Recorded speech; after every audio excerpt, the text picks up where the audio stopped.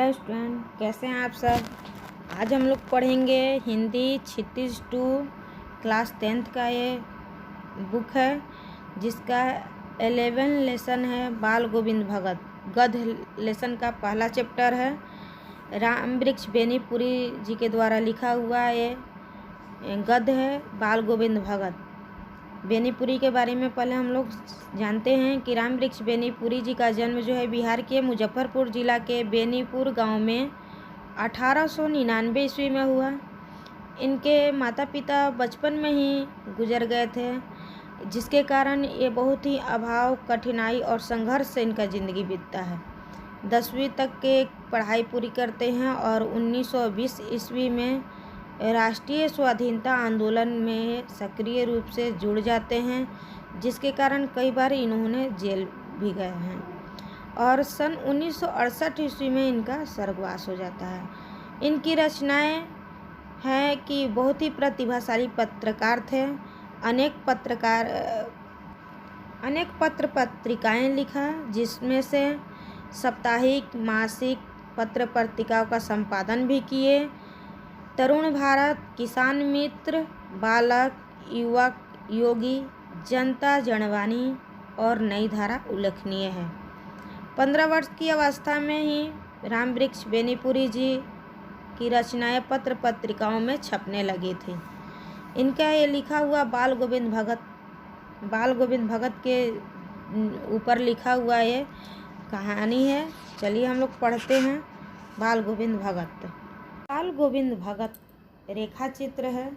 लेखक राम वृक्ष बेनीपुरी इसके लेखक हैं और इस रेखा चित्र के माध्यम से लेखक एक ऐसे सन्यासी का वर्णन किए हैं जो वेशभूषा या बाह्य आवंडरों से सन्यासी नहीं लगते थे, यानी बाहरी दिखावट से वो सन्यासी नहीं लगते थे। लेखक का मानना है कि बाहरी वेशभूषा या कर्मकांड से कोई सन्यासी नहीं होता है। संन्यास का आधार तो जीवन के मानवीय सरोकार होते हैं। इस रेखा चित्र के माध्यम से हमें ग्रामीण जीवन की भी झलक को देखने को मिलेगा। बाल गोविंद भगत मझोले कद के गोरे चिट्टे आदमी थे। लगभग उनका उम्र 60 के ऊपर ही होगा। बाल पक गए थे। उनका चेहरा सफ़ेद बालों से जगमगा रहा था। कमर में लंगोटी बांधे रहते थे और सिर पर कबीरपंथी जैसे कनपटी टोपी पहने रहते थे।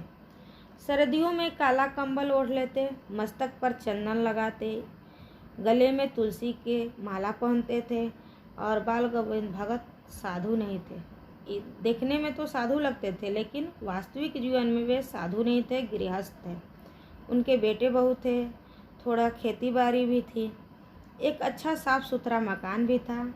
खेती बाड़ी करते, परिवार रखते हुए भी वे साधु थे। कबीर को साहब मानते थे और उन्हीं के गीतों को गाते थे। उन्हीं के आदेशों पर चलते, कभी भी झूठ नहीं बोलते, सभी से खरा व्यवहार करते थे और किसी से फिजूल का झगड़ा नहीं करते थे। वे बिना किसी से पूछे किसी का कोई भी चीज़ नहीं लेते।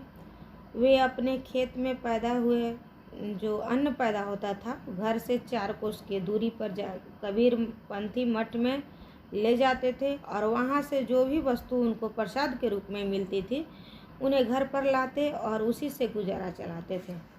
आषाढ़ के जब रिमझिम बादल बरसते थे, बाल गोविंद भगत कीचड़ में लथपथ होकर के खेतों में धान रोप रहे थे। भादों के अंधेरी रात भी उनकी संगीत से जगमगा रहा था। गाते हैं जगा रहा है, तेरी कोठरी में लगा चोर मुसाफिर जाग जरा। कार्तिक मास में ये गर्मियाँ बाल गोविंद भगत के संगीत से खंजड़ी पर चलता रहता। बाल गोविंद भगत की संगीत साधना का चरम उत्कर्ष उस दिन दिखाई दिया जिस दिन उनका बेटा मरा। चरम उत्कर्ष में आखिरी सीमा, संगीत साधना का आखिरी सीमा उस दिन दिखाई दिया जिस दिन उनका बेटा मरता है। बेटा इकलौता था, लेकिन उनका बेटा जो था सुस्त था, बोधा था। इसी कारण बाल गोविंद भगत उसे और भी प्यार करते थे। वो मानते थे कि उनकी नज़र में हमेशा यही रहता था कि बड़े चाव से उसकी शादी करा दें। पुत्रवधू बड़ी ही सुभग और सुशील मिली। घर की सेविका बनकर बाल गोविंद भगत को बहुत कुछ दुनियादारी से वो निवेद कर दे दी। उनका बेटा बीमार है। इसकी खबर रखने पर लोगों को कहाँ फुर्सत है, किंतु मौत तो उसकी ओर सबका ध्यान खींच लेता है। लेखक कह रहे हैं कि हमने सुना बाल गोविंद भगत का बेटा मर गया। कौतूहलवश में उनके घर गया, देखकर दंग रह गया। लेखक जब देखते हैं तो एकदम चकित हो जाते हैं। बेटे के आंगन में एक चटाई पर लिटा करके सफ़ेद कपड़ों से ढक रखा है और सिरहाने पर चिराग यानी दिया जल रहा है और उनके सामने ज़मीन पर आसन जमा करके गीत गाए जा रहे हैं। वही पुराना स्वर, वही तालीनता। घर में पुत्र वधू रो रही है, जिसे गांव की स्त्री जो है चुप कराने की कोशिश कर रही, किंतु बाल गोविंद भगत गाए जा रहे हैं। गाते गाते कभी कभी पुत्र वधू को नज़दीक भी जाते हैं और रोने के बदले उत्सव मनाने के लिए कहते हैं कि आत्मा परमात्मा के पास चली गई, विरहिणी अपने प्रेमी से जा मिली। भला इससे बढ़कर आनंद की कौन बात होती है। मैं कभी कभी सोचता हूँ कि यह पागल तो नहीं हो गए, किंतु नहीं, वह जो कुछ भी कह रहे थे उनमें उनका विश्वास बोल रहा था। वह चरम विश्वास जो हमेशा ही मृत्यु पर विजय होता आया है। बेटे के क्रियाक्रम में तुल नहीं करते हैं। पुत्र वधू से आग दिला देते हैं, किंतु जो ही श्राद्ध की अवधि पूरी होती है, पुत्र वधू के भाई को बुलाकर उसके साथ भेज देते हैं। आदेश देते हैं कि ले जाओ और दूसरी शादी करा देना। उसकी जाति में पुनर्विवाह कोई नई बात नहीं, किंतु पुत्र वधू का आग्रह था कि वह यही रहकर भगत जी की सेवा बंदगी में अपना जिंदगी गुजार दे। किंतु बाल गोविंद भगत का निर्णय अटल था, तू जा, नहीं तो मैं ये घर छोड़ करके चल दूंगा। आखिरी दलील और इस दलील के आगे पुत्र वधू की क्या चलती। बाल गोविंद भगत की मृत्यु भी उन्हीं के अनुरूप हुई। वे हर वर्ष गंगा स्नान करने जाते, इस बार भी गए। लौटे तो तबीयत थोड़ा सुस्त था।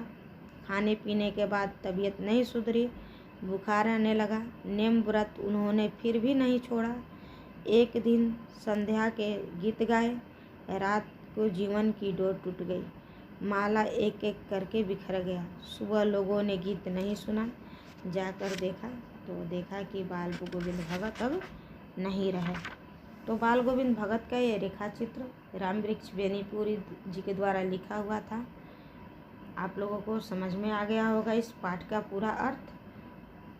चलिए, कैसा लगा वीडियो बताइए। लाइक करें, कमेंट करें और सब्सक्राइब करें। धन्यवाद स्टूडेंट्स।